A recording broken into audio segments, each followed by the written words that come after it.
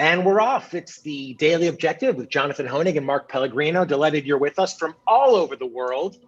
You are at the center of the contemporary movement for capitalism and objectivism, certainly. The Ayn Rand Center UK, we're delighted you're part of our movement and delighted you're part of our conversation. We've got a tremendous guest with us today, Jennifer Miguel. She might be familiar to a lot of you. She goes by another pseudonym, if you will. You might know her as Millennium Capitalist, Millennium Objectivist. No. Millennial Rand fan.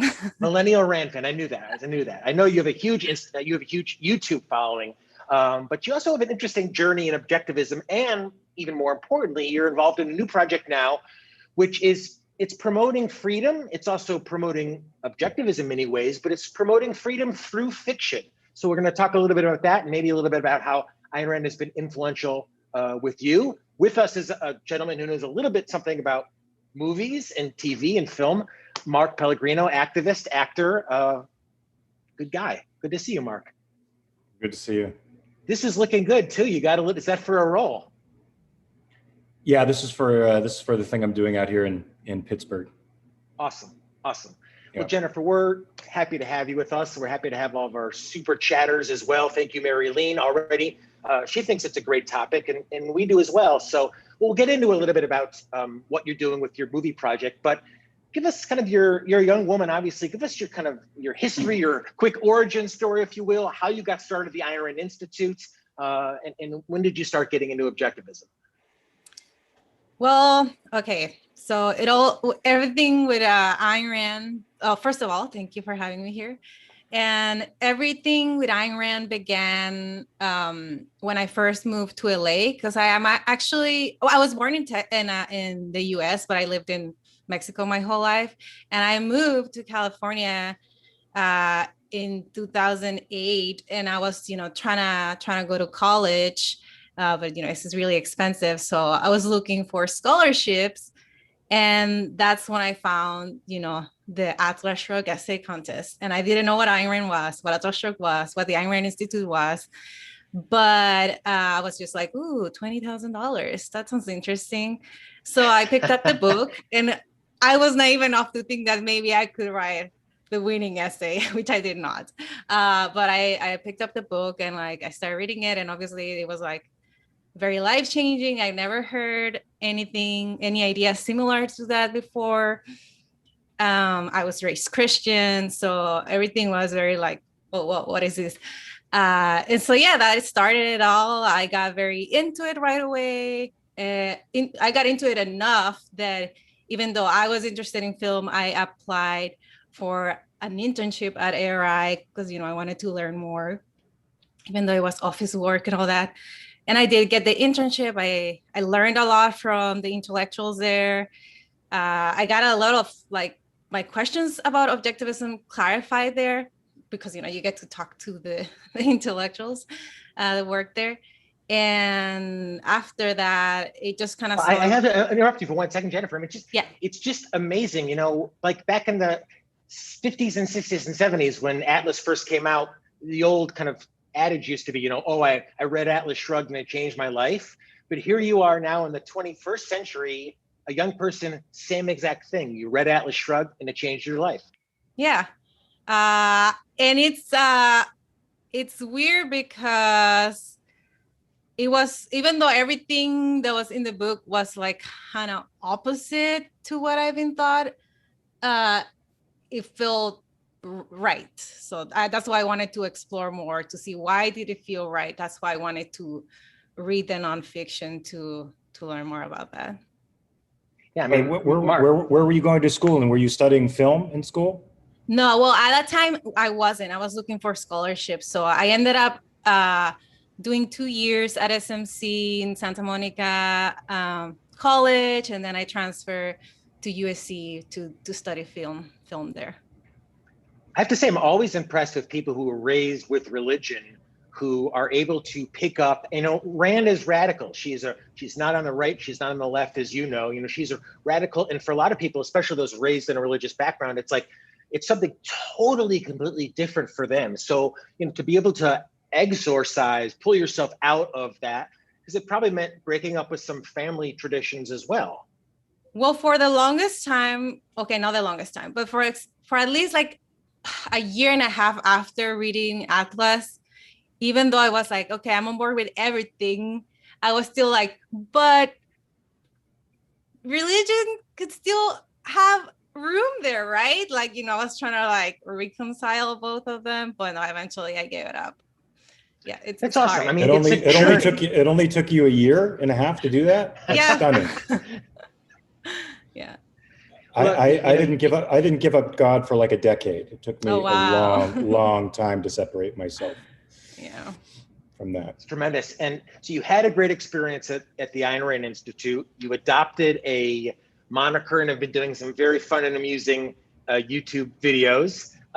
But we're here, and I'm most interested in this recent project of yours. There's a few Atlas Shrugged movies out there you might not be aware of. I'm aware of them. I've seen all of them. Yeah, I'm sorry for you. And you're building on that tradition, and I'm sure building very high on the tradition with something new. Tell us about this new project. Well, first of all, the Atlas Shrugged movies, I've always thought that it's really hard to try to make Atlas into a movie, because unless you just focus on the plot, but if you're trying to sell the philosophy in a movie, that's very almost impossible in a 2-hour movie. But for this project, I'm trying to produce an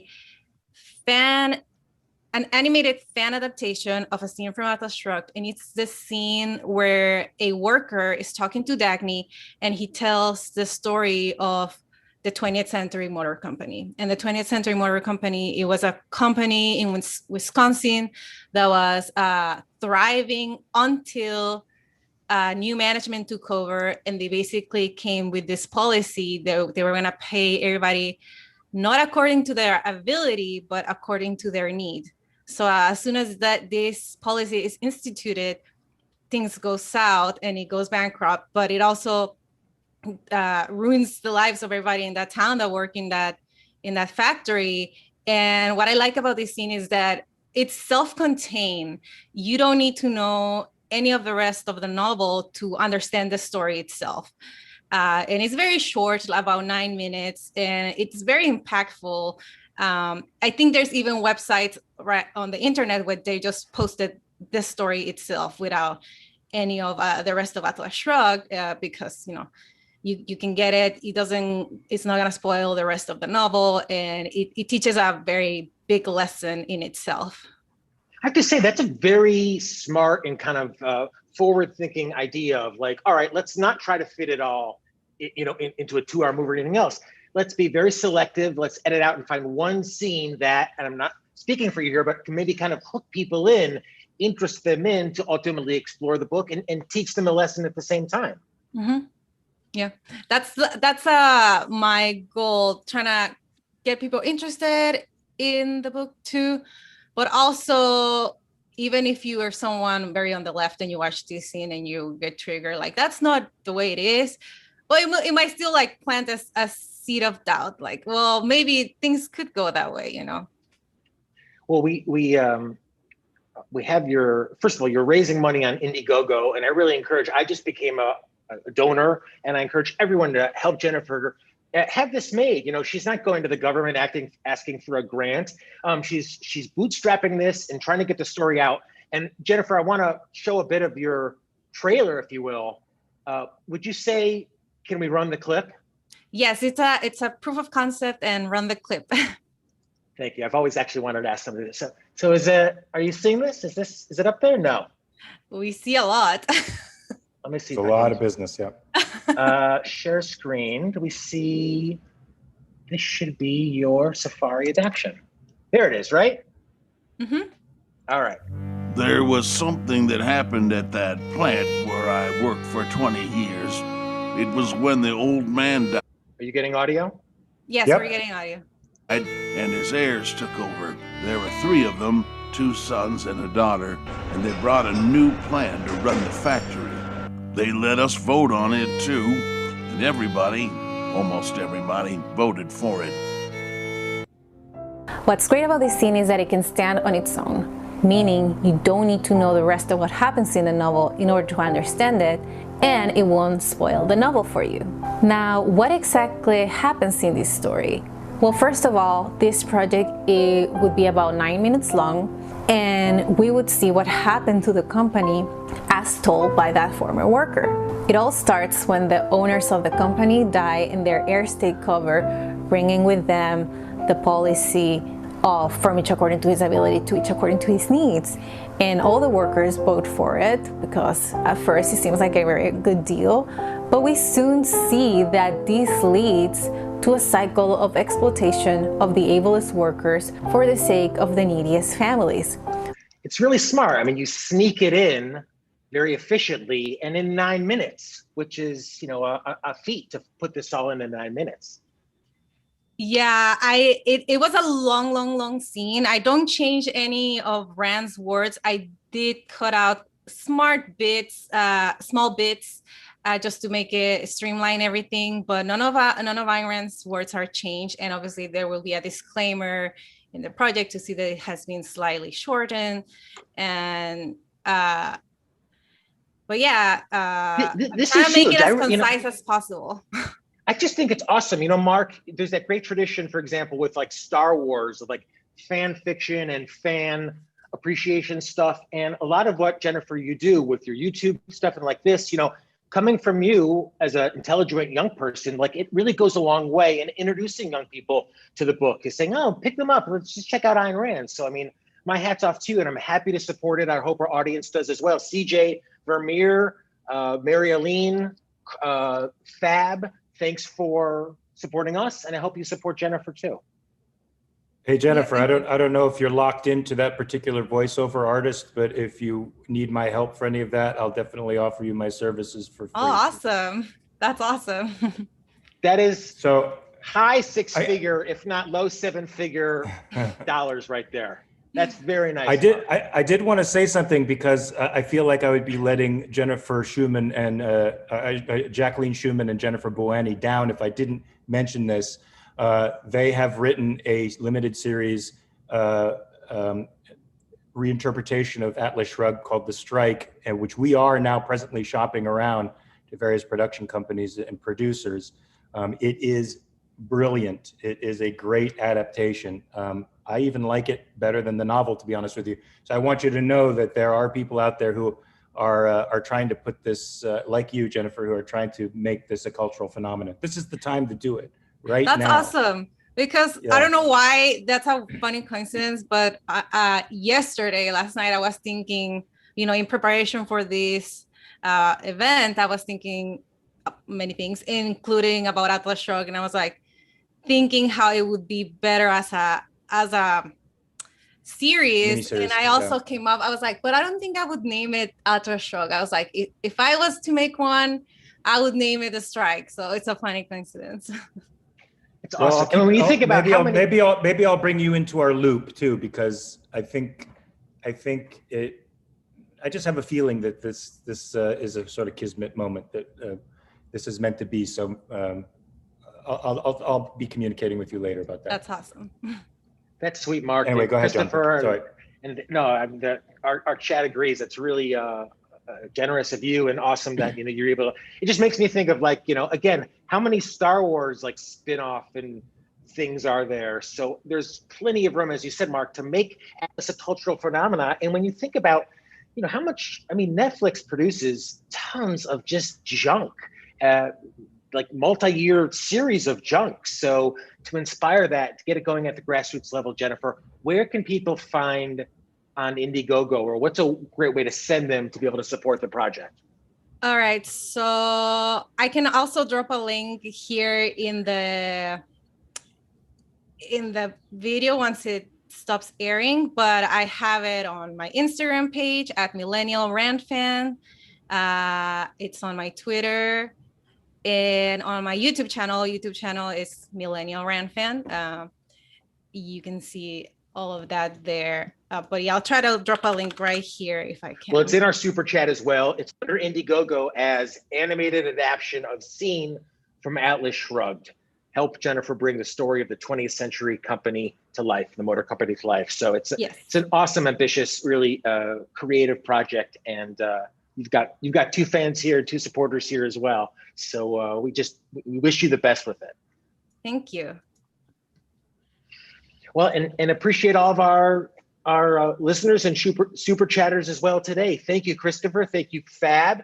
You know, Fab made a mention that literally one line in Galt's speech got him off God, which is kind of interesting when you think about the power of Rand and the power of ideas. You know, one line. That's not a very deep relationship. He just didn't have a deep relationship with God. Yeah, what Fab? If you want to share with us the line really briefly, but and Daniel now, Jennifer has just supported Daniel Kraus, who's a great supporter of us here at the Ayn Rand Center UK, is now a supporter of you as well. So there'll be a lot more. And he says he's been watching you for a long time. Really great stuff. You've got a lot of admirers out there. Awesome. So, how much time do we have left on this? Do you want to roll another clip?